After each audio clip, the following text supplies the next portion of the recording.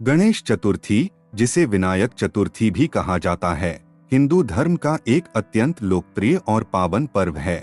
इसे विघ्नहर्ता, मंगलकारी, बुद्धि और सिद्धि के दाता भगवान श्री गणेश के जन्मोत्सव के रूप में मनाया जाता है।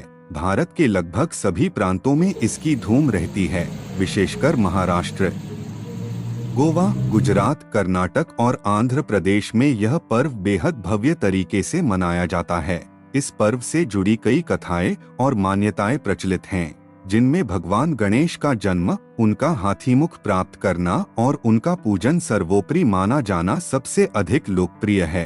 भगवान गणेश का जन्म। दोस्तों, प्राचीन काल में माता पार्वती कैलाश पर्वत पर निवास करती थीं। एक दिन जब भगवान शिव बाहर गए हुए थे, तब माता पार्वती ने स्नान के लिए जाने का निश्चय किया।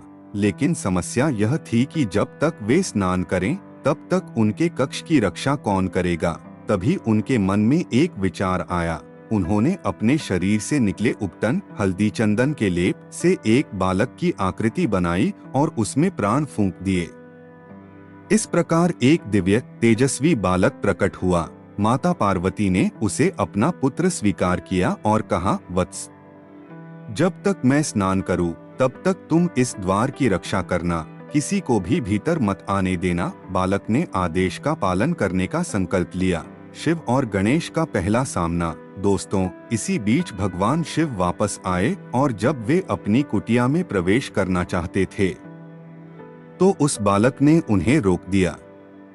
उसने कहा, मेरी माता स्नान कर रही हैं, जब तक वे अनुमति न दें, तब तक आप भीतर प्रवेश नहीं कर सकते। भगवान शिव यह सुनकर अचंभित हुए। उन्होंने कई बार समझाया कि वे ही पार्वती के पति और इस गृह के स्वामी हैं, लेकिन बालक अडिग रहा। दोनों के बीच विवाद बढ़ा और अंततः क्रोधित होकर भगवान शिव ने अपने गणों को आदेश दिया कि उस बालक को रास्ते से हटाओ।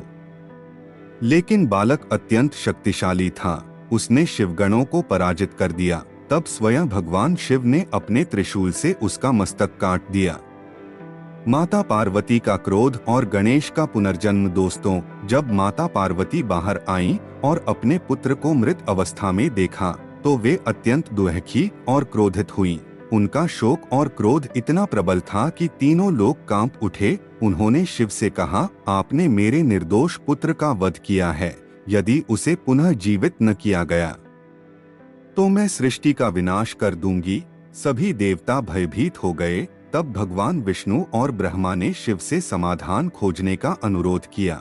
भगवान शिव ने तुरंत अपने गणों को आज्ञा दी, उत्तर दिशा की ओर जाओ और वहां जो भी पहला जीव दिखाई दे, उसका मस्तक लेकर आओ। गण तुरंत चल पड़े और उन्हें सबसे पहले एक हाथी का बच्चा दिखाई दिया।